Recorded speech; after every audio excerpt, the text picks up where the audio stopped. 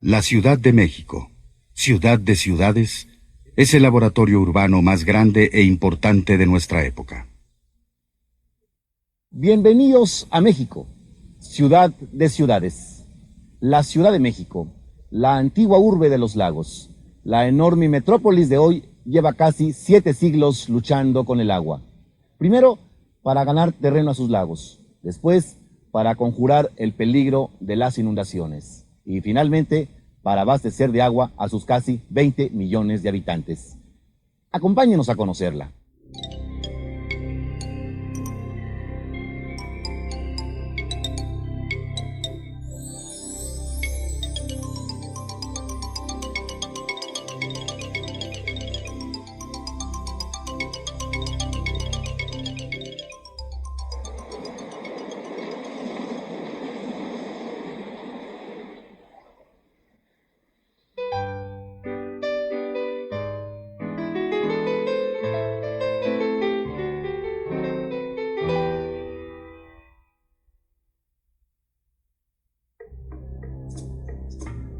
Posiblemente, ninguna gran ciudad del mundo contemporáneo ha cambiado tanto y en un tiempo relativamente tan corto como México. La capital mexicana es un caso aparte. Es la heredera de un grupo de antiguas ciudades indígenas asentadas en las islas y sobre las orillas de un extendido sistema de lagos pobladas de gente que vivía del agua y prácticamente en el agua. Pero la actual Ciudad de México, desecada, necesita el agua y debe combatirla. La ciudad antigua y sus vecinas ocupaban una gran cuenca rodeada de altas montañas. Muchos ríos y arroyos vertían allí sus aguas para formar 5 grandes lagos. Hoy en día, incluso las laderas de esas montañas están urbanizadas, igual que el lecho de los lagos y sus riberas.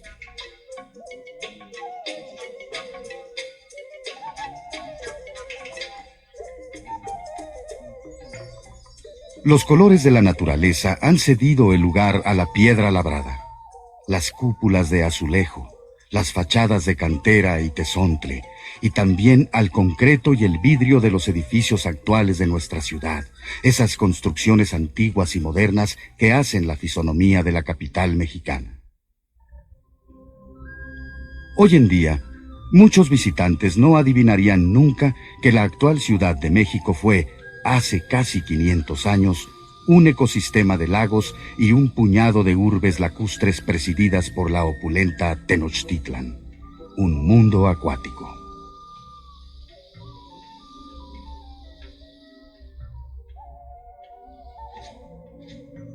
En 1325, los fundadores de la ciudad la concibieron como una habitación sobre el agua, y así la construyeron hasta convertirla en la maravilla que se encontraron los conquistadores españoles. Una urbe acuática deslumbrante, misteriosa y llena de bellas construcciones. ¿Quién pudiera, solo por un momento, estar en la piel de Bernal Díaz del Castillo y mirar Tenochtitlan en medio del lago? Llegó a ser una gran capital, la más importante del México antiguo, y podría decirse que la más peculiar. El secreto de su originalidad radicaba en su íntimo acuerdo con la naturaleza. Pocas ciudades tan interesantes como México. Nuestra ciudad está llena de encantos, es cierto, pero enfrenta grandes problemas.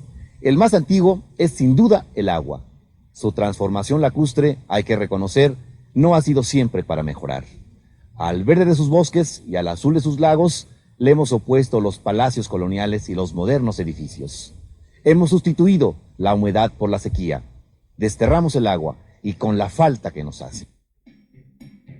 Una parte de los mexicanos, una gran parte, hemos tenido siempre desde hace siglos la ambición de estar al día, ser modernos, adelantarnos a los acontecimientos, cambiar por lo que nos parece nuevo y mejor. Y así construimos y transformamos nuestra ciudad, acertando a veces y equivocándonos también.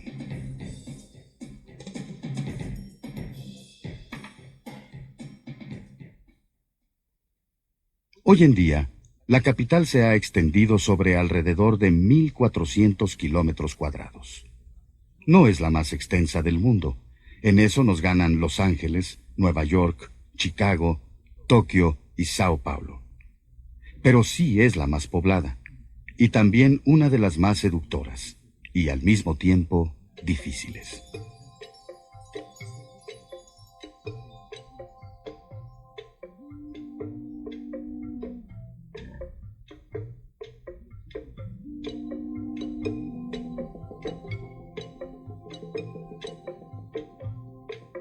La Ciudad de México fue primero una urbe de lagos, una ciudad junto al agua.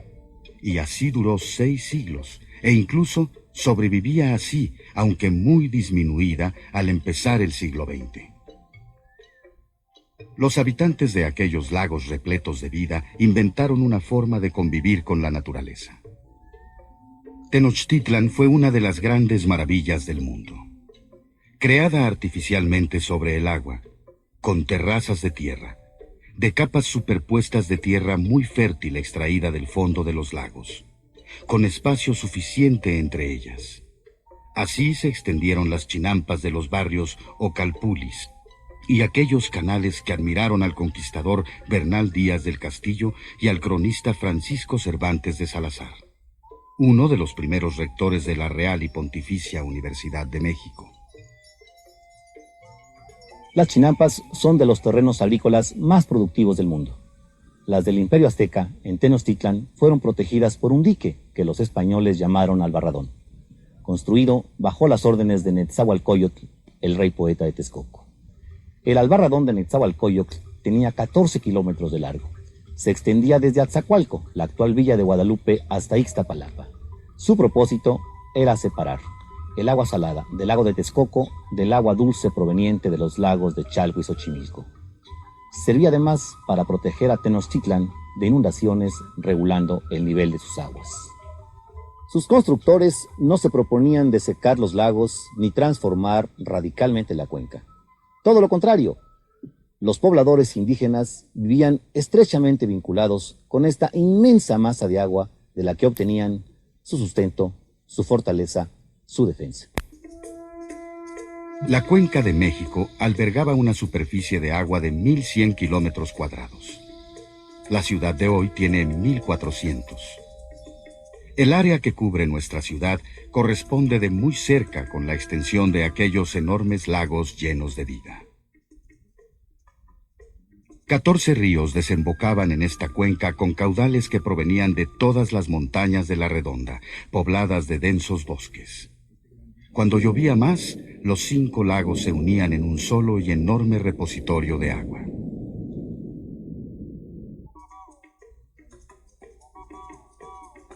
Fueron 10 los grandes puertos que florecieron en esta cuenca: Chalco, Xochimilco, Iztapalapa, Chimalhuacán, Azcapotzalco, Texcoco, Zumpango, Cuautitlán, Tacuba y Coyoacán, además de las islas de Tenochtitlan, Tlatelolco, Nonoalco, Tultenco, Mixuca y Tláhuac.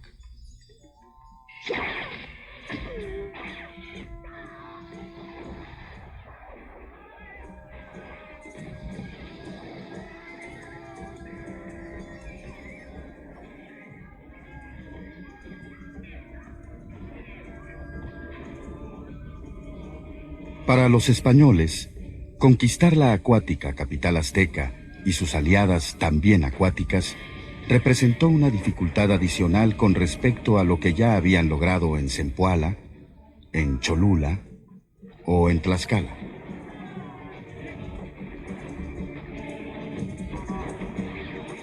Los mexicas, al principio, contaban a su favor con un elemento de superioridad militar, precisamente el agua. Las 200,000 canoas que los mexicas y sus aliados podían desplazar con gran rapidez prevalecían frente a los pesados armamentos de los españoles. Sus caballos, cañones, armaduras. No obstante la ayuda que les prestaban tlaxcaltecas, texcocanos y zempoaltecas. No era lo mismo combatir en tierra firme que en esta especie de Venecia pobladísima y al parecer inexpugnable. Imagínense ustedes aquella enorme multitud de canoas con gente armada y decidida a defender su ciudad, su vida y sus familias, atacando por todos los flancos a los españoles y a los indígenas que les ayudaban. Debe de haber sido una batalla espectacular ver la rapidez como se movían las canoas por el agua.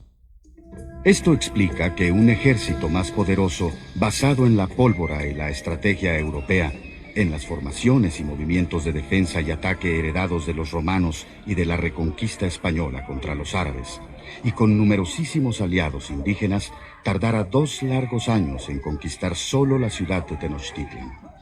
Para ello, tuvo que librar una verdadera batalla acuática.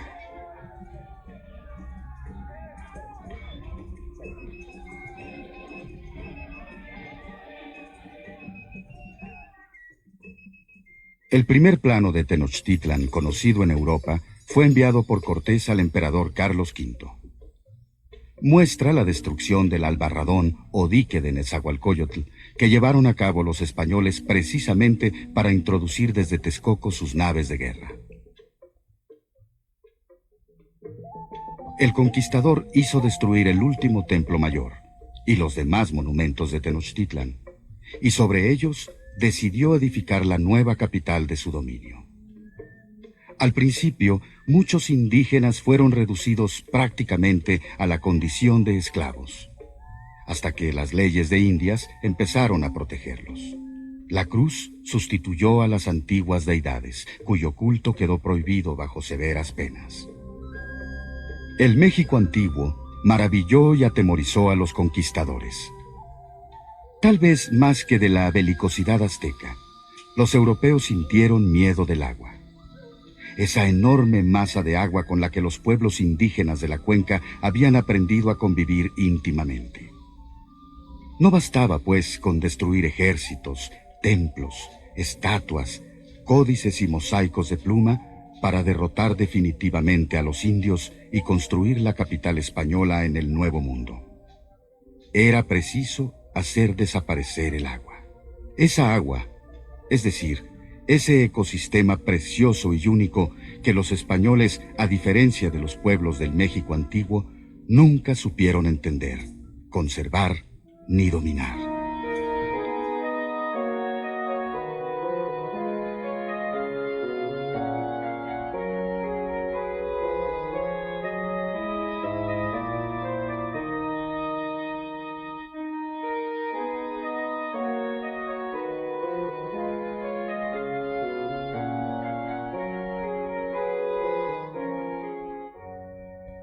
Con la nueva traza de la ciudad española del siglo XVI, la del alarife o maestro de obras Alfonso García Bravo, los canales de Tenochtitlan se fueron convirtiendo en veredas lodosas. Los españoles destruyeron las obras hidráulicas prehispánicas y desde luego no permitieron reconstruirlas. Además, la tarea de erigir la ciudad nueva dio lugar a que se talaran sin ninguna moderación los bosques que la circundaban. Una cantidad enorme de viejísimos encinos, pinos, ahuehuetes y muchas otras variedades de árboles fueron desapareciendo del paisaje. El resultado de todo ello fue que los terrenos boscosos se desecaron, y los ríos que desaguaban en la cuenca empezaron a arrastrar mucha tierra de los montes. La buena tierra de migajón que permite que estos ahuehuetes de Chapultepec vivan todavía. Y con esa tierra que llevaba el río de los Remedios, el del Consulado y los demás, se empezó a asolvar, a llenar de tierra el fondo de los lagos y canales. ¿Se imaginan? Este era un pueblo de pescadores. Y el nivel de las aguas, naturalmente, subió, y más en la época de lluvias. Todo esto dio origen al principal agobio de nuestra ciudad en toda su historia, y que en la actualidad no deja de representar una amenaza: las inundaciones. En realidad, el propósito de la administración española fue suprimir el agua. ese elemento que brindaba la originalidad y la fortaleza cultural, militar y urbanística a las ciudades lacustres. Se creyó que de ello dependía la dominación colonial. Pero, ¿cómo sacar el agua de una cuenca enorme cerrada por montañas y asentada a 2.240 metros sobre el nivel del mar? ¿Cómo transportarla los 350 kilómetros que distaba del litoral más cercano? ¿Cómo desecar los lagos para imponer los patrones urbanos del viejo continente? En pocas palabras, ¿cómo contrarrestar una obra de milenios de la naturaleza? La respuesta hubo de brindarla la ciencia europea. Reyes y virreyes mandaron elaborar durante la segunda mitad del siglo XVI múltiples proyectos. Geógrafos, cosmógrafos y otros hombres de ciencia se arriesgaron a viajar hasta la Nueva España para tratar de cumplir ese anhelo de la administración colonial: desecar la cuenca de México, expulsar las aguas de los 5 grandes lagos. Y mientras tanto, esta ciudad, desde principios del siglo XVI y durante todo el siglo XVII, seguía inundándose periódicamente. Todas las facetas de la vida urbana se dislocaban. Se volvía problemático otorgar cualquier servicio. Los mercados desaparecían y se cernía la amenaza del caos. Así se cobraba la naturaleza la terquedad del gobierno colonial, que insistía en erigir una ciudad de piedra y tierra firme en el lecho, varias veces milenario, de un gran lago. En 1604 y 1607, las inundaciones fueron especialmente desastrosas, y el virrey don Luis de Velasco, hijo, decidió buscar y aplicar una solución definitiva.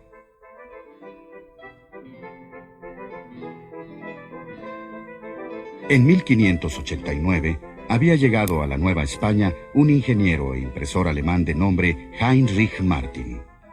Era oriundo de Hamburgo y, según el estilo de los emigrantes de entonces, había castellanizado su nombre como Enrico Martínez.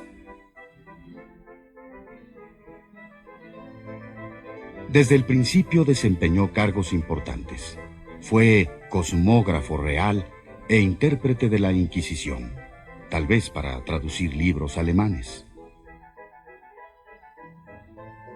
7 años después de establecerse en México, dio a las prensas un libro notable sobre la historia y la ciencia en aquella colonia que estaba por cumplir 100 años de conquistada.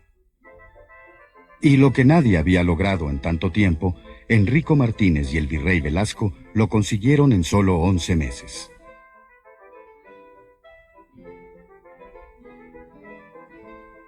Fue también el resultado del trabajo arduo, áspero, de una enorme multitud de indígenas que, de acuerdo con el proyecto del ingeniero alemán, construyeron un túnel de 7 kilómetros a 50 metros de profundidad, y también un enorme canal a cielo abierto.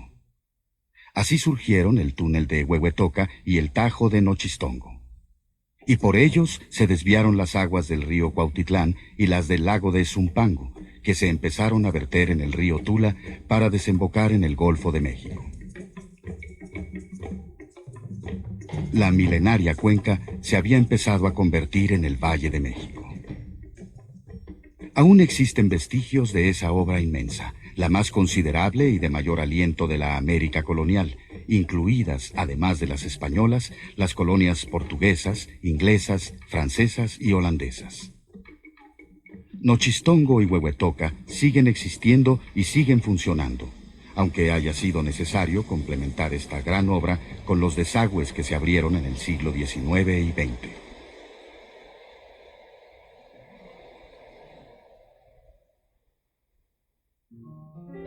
En 1878, el primer gobierno porfirista erigió un monumento a Enrico Martínez a un lado de la Catedral Metropolitana.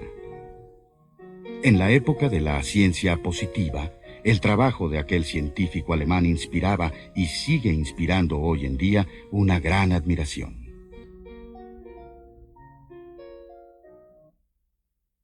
Posteriormente, el túnel de Huehuetoca fue abierto para convertirlo en un canal y aumentar así su capacidad de desalojo.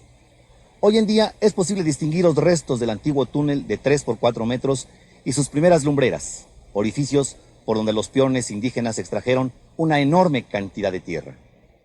En este lugar se trabajó con una intensidad difícil de imaginar. Fue una obra ambiciosa que costó muchos sufrimientos. Todo lo hizo la fuerza humana con ayuda de algunas bestias de carga. Pocos años después de construido el túnel, ocurriría una gran inundación. Estaba por suceder la terrible inundación de 1629. Sin embargo, ya con un poco menos de agua, gracias a las obras todavía no terminadas de Nochistongo y Huehuetoca, la capital cambió.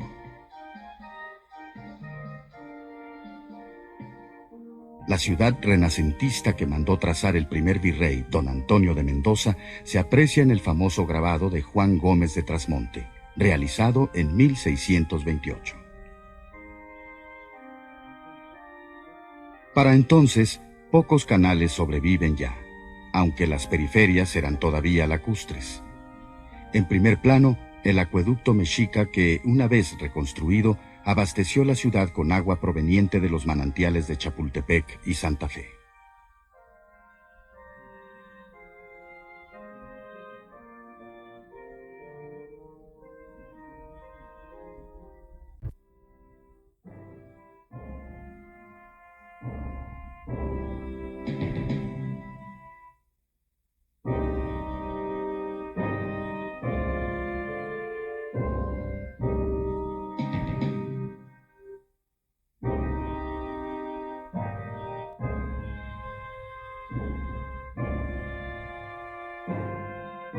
En el aciago año de 1629, la Ciudad de México sufrió una de sus peores tragedias.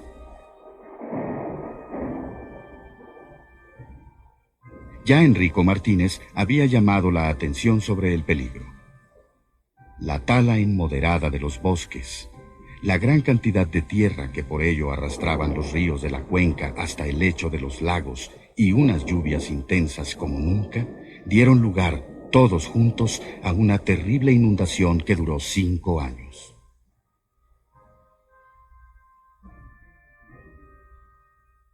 Era el 21 de septiembre de 1629, el día de San Mateo Evangelista.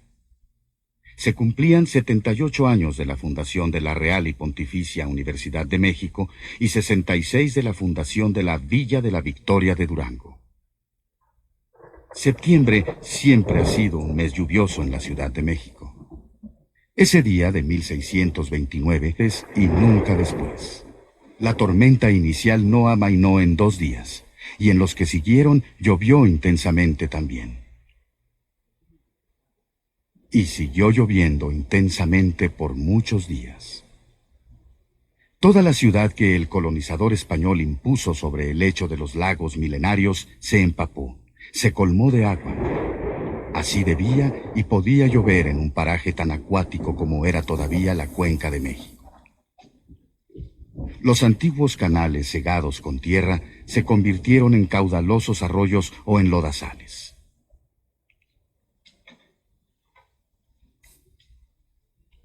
Todo lo arrastraba el agua a su paso, y era mucho lo que destruían esas mismas aguas cuando se estancaron por encima de las chozas pobres y en los pisos bajos de los templos, conventos y palacios.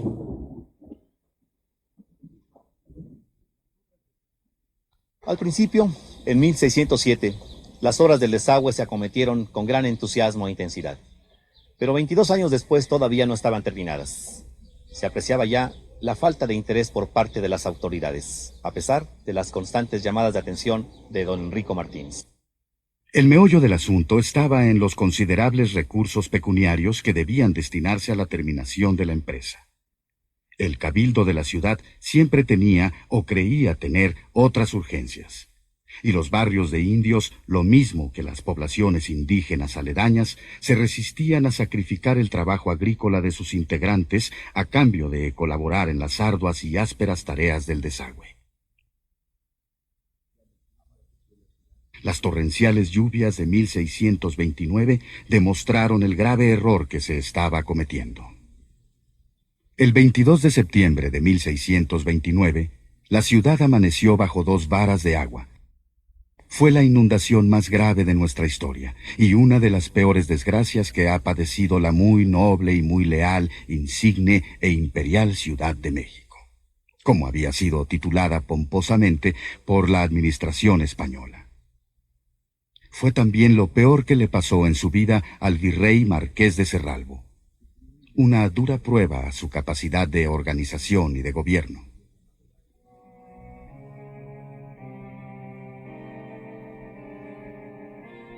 Los damnificados sumaron cientos de miles, y los muertos por la propia inundación y por las epidemias que la siguieron, todos los que fallecieron llegaron a la cifra de 30,000, según cálculos de las personas que presenciaron y estudiaron los hechos entonces y después.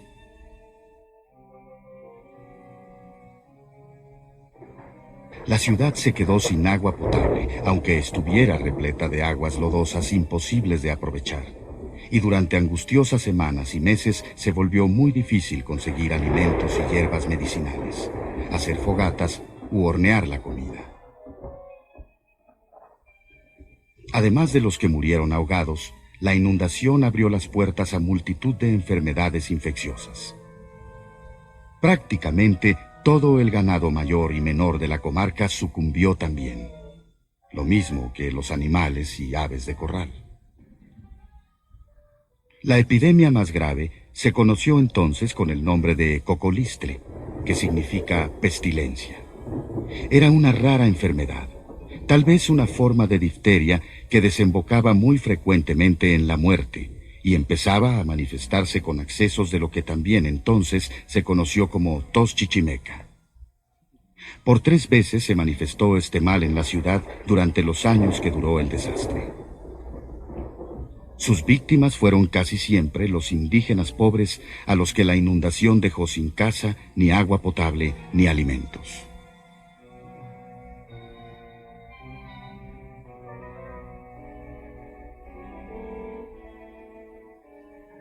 La orgullosa capital de la Nueva España, la sucesora de la opulenta Tenochtitlan, quedó parcialmente cubierta por las aguas por espacio de 5 largos años, de 1629 a 1634. El fenómeno dislocó por completo la vida urbana y puso en peligro la viabilidad del gobierno colonial centralizado, por lo menos el que se empecinaba en establecerse sobre la antigua sede del poder mexica.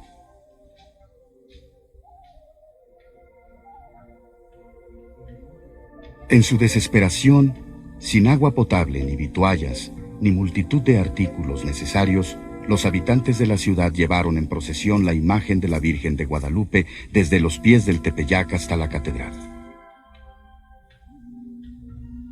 Fue una procesión acuática, en una larga sucesión de canoas repletas de devotos que rogaban al cielo el milagro de su salvación, salvar sus vidas y las de sus hijos y sus modestas pertenencias.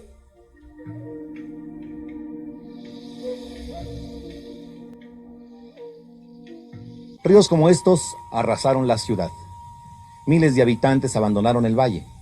Los antiguos barrios indígenas, San Juan, Tlatelolco, Azcapotzalco, quedaron prácticamente vacíos. Por ser los más pobres, los indígenas fueron los más afectados. Las comunidades religiosas abandonaron igualmente sus conventos, sus templos y sus colegios. Numerosos artesanos huyeron también de la zona del desastre. La Plaza de Armas, nuestro zócalo de hoy, por estar en un terreno más alto, se convirtió en una pequeña isla.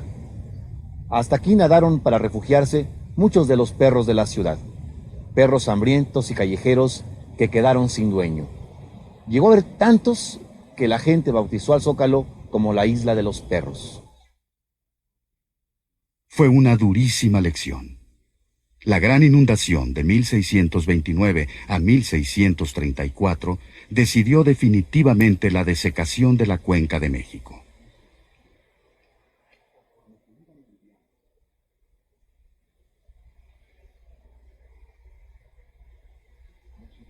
Y aunque la ciudad volvió a inundarse muchas veces, no ocurrió otra vez una tragedia comparable.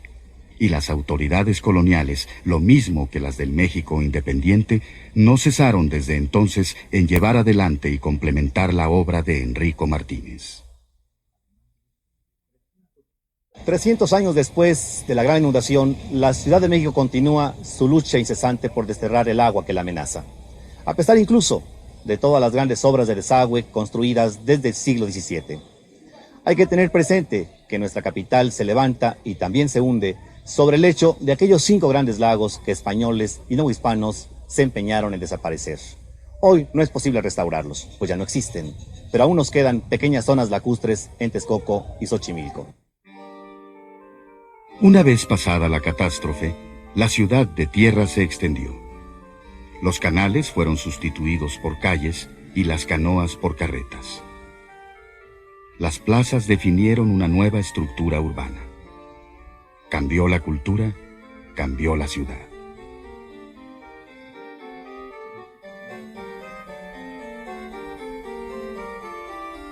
La ciudad barroca y su elegancia, las filigranas de piedra y madera dorada, empiezan a brotar sobre un suelo menos blando.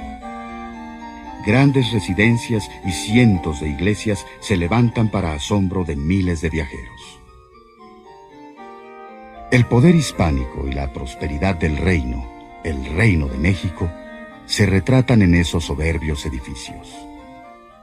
La Ciudad de México se convierte en una de las gemas más preciadas de la corona española.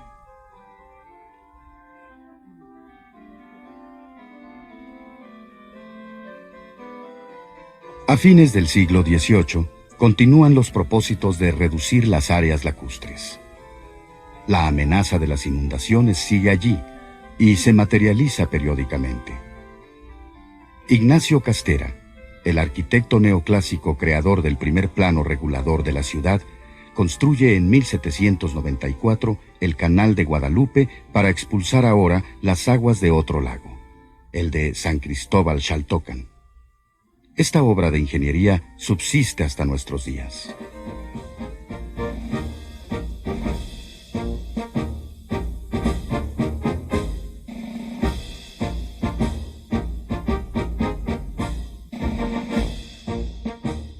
La ciudad permanece casi inalterable durante la primera mitad del siglo XIX.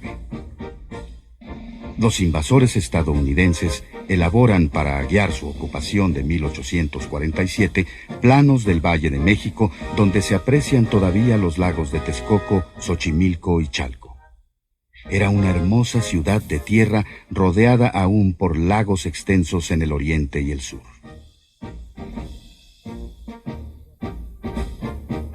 La Ciudad de México queda grabada así, casi como una fotografía, por Casimiro Castro en 1856. Es la primera vista aérea tomada desde un moderno globo. Al fondo, el todavía extendido lago de Texcoco. Los primeros tranvías de mulitas están ya destinados a desplazar las carretas. Con ellos, la ciudad de tierra continuará suprimiendo áreas lacustres.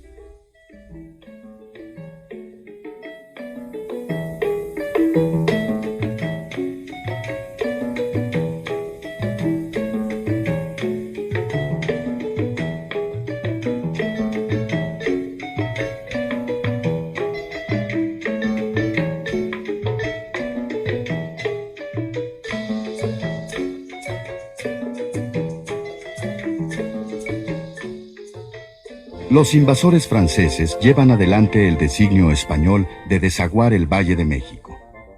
Maximiliano, el efímero emperador de los conservadores mexicanos y los inversionistas de Europa, impulsa varias utopías urbanísticas en la Ciudad de México, como los anchos bulevares que se proyectaron para transformar gran parte de la ciudad y convertirla en lo que entonces se entendía por una gran capital. El único vestigio de ese delirio de grandeza es el primer trazo del Paseo del Emperador, hoy de la Reforma.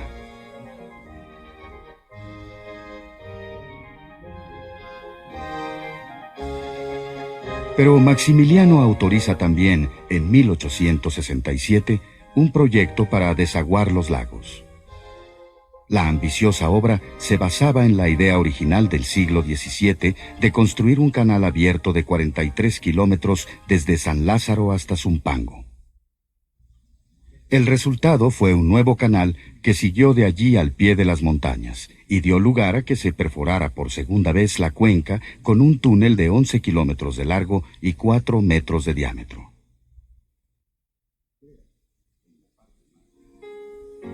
La Lumbrera, en la parte más elevada de las montañas, tuvo ahora 100 metros de profundidad. Se le conoce como el primer túnel de Tequisquiac, que se concluyó hasta 1895. 5 años después, pudo inaugurarlo el general Porfirio Díaz. La élite porfiriana se dio cita en este lugar, esta espléndida construcción, para ver salir las aguas del valle hasta la costa del Golfo. Era, y sigue siendo, un torrente enorme que se vierte en los ríos Salado y Tula. Los catrines que asistieron a la inauguración del primer túnel de Tequisquiac respiraron aliviados. Pero no tardó la naturaleza en desengañarlos. 2 años después de inaugurado el primer túnel de Tequisquiac, la ciudad sufrió una nueva inundación, tal como le sucedió a Enrico Martínez con las obras inconclusas del lago de Zumpango. Se trata de nuestro actual Canal del Desagüe, por el que se expulsa gran parte de las aguas negras de la ciudad más populosa del mundo.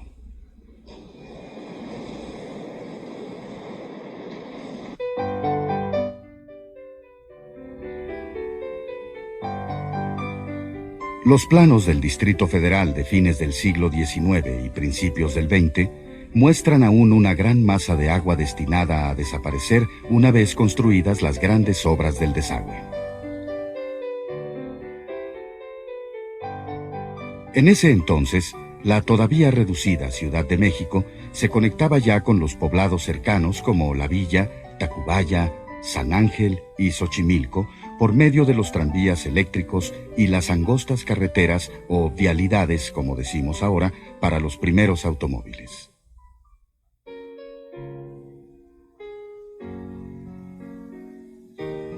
Estos últimos artefactos se encargarían de extender a partir de entonces la ciudad de tierra para suprimir todo vestigio lacustre del pasado, como el antiguo Canal de la Viga, fotografiado todavía en 1911 a la altura de Jamaica.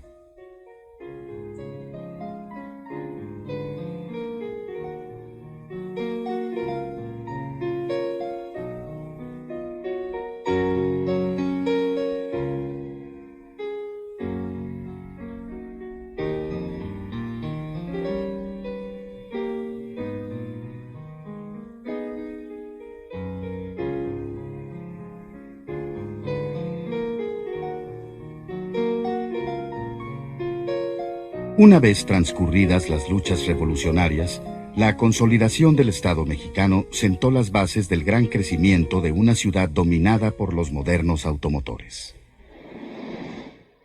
Así, decenas de kilómetros cuadrados de áreas verdes quedan cubiertos por el asfalto. Kilómetros de ríos son entubados para convertirlos en modernos viaductos y circuitos viales. Gracias a ello, fue posible la urbanización de muchas colonias como esta, la Roma, que se consolidó en la era del automóvil.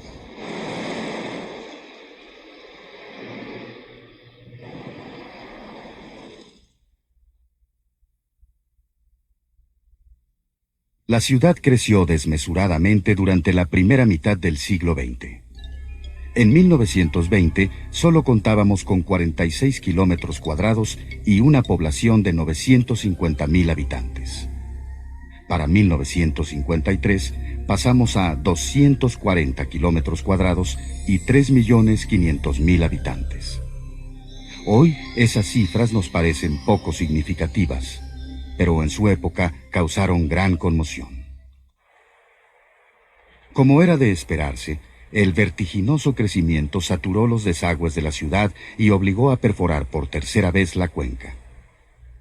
Un nuevo túnel, similar al primero de Tequisquiac, se construye junto a ese entre 1937 y 1942. Con ello, quedaban libres de la amenaza de inundación las expansiones de la ciudad durante los decenios siguientes. Ese fue el origen y la razón de ser del segundo túnel de Tequisquiac. Pero la naturaleza volvió nuevamente a ponernos a prueba.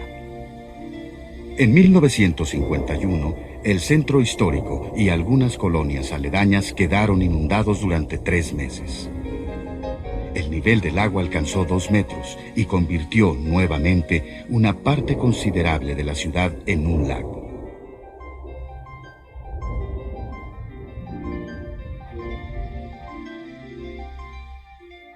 La ciudad en esta época empezó a enfrentar un problema no menos importante, consecuencia de la desecación de la cuenca: los hundimientos.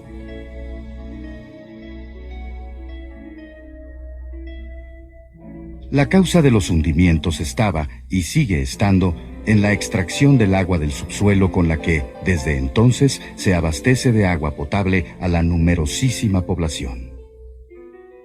Los extendidos y crecientes pavimentos que venían a cubrir por doquier la tierra sin agua impidieron que el subsuelo, con las lluvias y sus filtraciones, pudiera recargarse del precioso líquido que le arrebatábamos. Esa agua potable que, después de ser utilizada, va a dar al Gran Canal y ya no se aprovecha. Los hundimientos y la saturación de los 2 túneles de Tequisquiac encargados de desalojar las aguas residuales obligaron entonces a construir el 4.º desagüe, el gigantesco drenaje profundo. La obra está considerada la más ambiciosa de su género en toda la América Latina. 135 kilómetros de túneles subterráneos de 5 metros de diámetro atraviesan el subsuelo de la ciudad y conducen una enorme cantidad de agua al emisor central. Un túnel de 6 metros y medio de diámetro construido a 240 metros de profundidad. En realidad, el drenaje profundo hereda los propósitos de expulsar el agua y evitar las inundaciones, de secar la cuenca de México mediante grandes obras de ingeniería.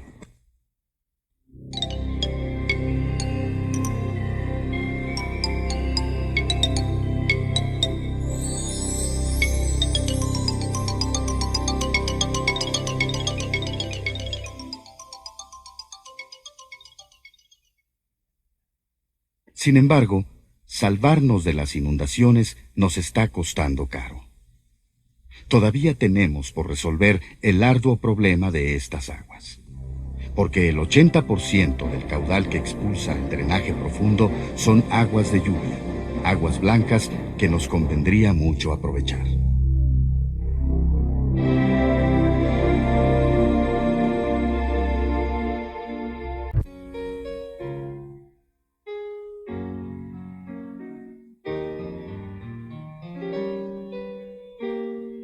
El rey Felipe II recomendó a las autoridades y pobladores de la Nueva España que consideraran la posibilidad de establecer la capital en otra parte, en tierra más firme, en un sitio libre de amenazas acuáticas.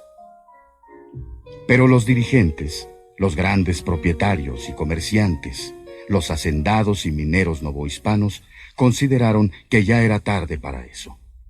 La ciudad era muy grande ya y tenía importantes edificios que nadie se resignaba a abandonar. Además, les parecía, y lo era, una ciudad bellísima. Esta herencia histórica ha obligado a construir uno de los drenajes más grandes del mundo. Cada segundo se expulsan por él 210,000 litros de agua. Cada segundo, de los cuales solo el 20% son aguas negras. Se trata de un volumen enorme de aguas blancas y negras, pero principalmente blancas, el que desaloja el drenaje profundo. Y la mayor parte de esas aguas proviene de la lluvia y son, por lo mismo, útiles y necesarias. Por el momento no hemos aprendido a utilizarlas, pero debemos esperar lograrlo algún día, y mejor que no sea muy lejano. Nuestros antepasados del siglo XVI se empecinaron en construir una ciudad inmensa y repleta sobre aguas y lodos, y desalojar para ello el caudal abundante de un ecosistema antiquísimo y originalmente único en el mundo. Nosotros debemos ahora hacer frente a esa decisión y corregirla lo mejor que podamos. Y la verdad, podemos mucho. Ya encontraremos soluciones mejores para los problemas que nos depare el futuro. Y nuestra capital, aunque difícil y problemática, sigue siendo muy atractiva y amena. Y afortunadamente estamos logrando rescatar una pequeña parte, pero saludable y prometedora, de los antiguos lagos. Así está sucediendo en Xochimilco y Texcoco, a donde incluso están regresando diversas especies de aves migratorias que habían dejado de visitar el Valle de México desde hacía muchos decenios.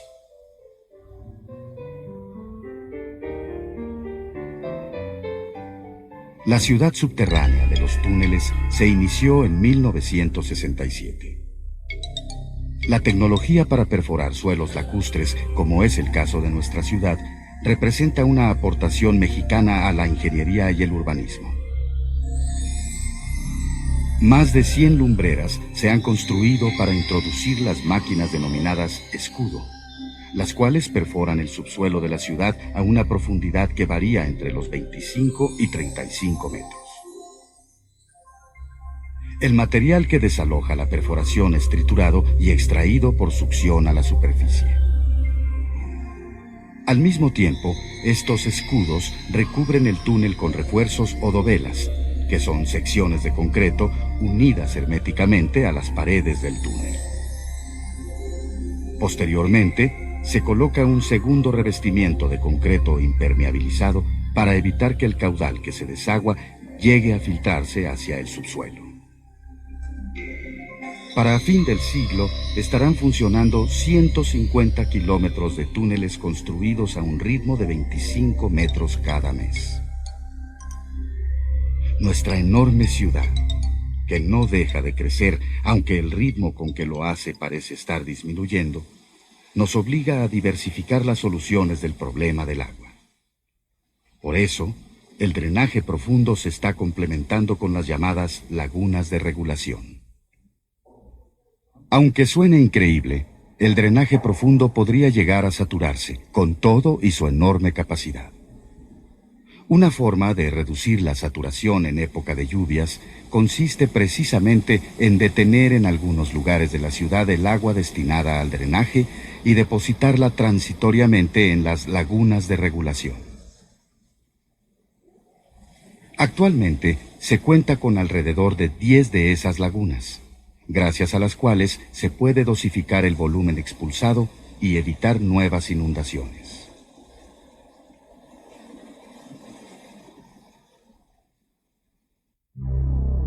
De esta manera, en menos de 5 siglos, la Ciudad de México se transformó más profundamente que ninguna otra. Se asentó y extendió sobre un inmenso sistema de lagos milenarios y se convirtió en una urbe moderna y antigua al mismo tiempo, llena de tesoros históricos y atrevidos experimentos urbanísticos. Contradictoria, hospitalaria, a veces hostil, pero siempre fascinante.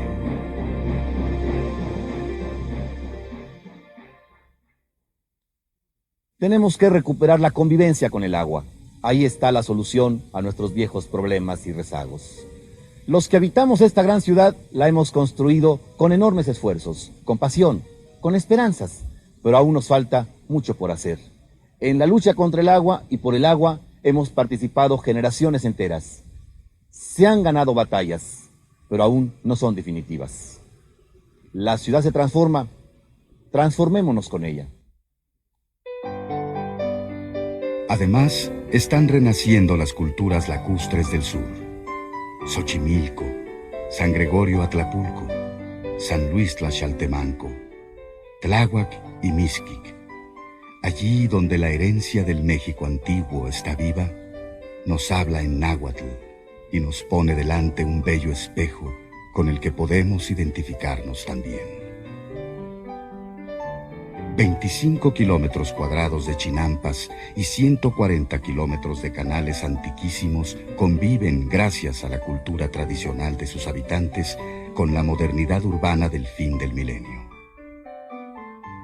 Aquí, el agua y los hombres siguen hermanados en una fecunda unión.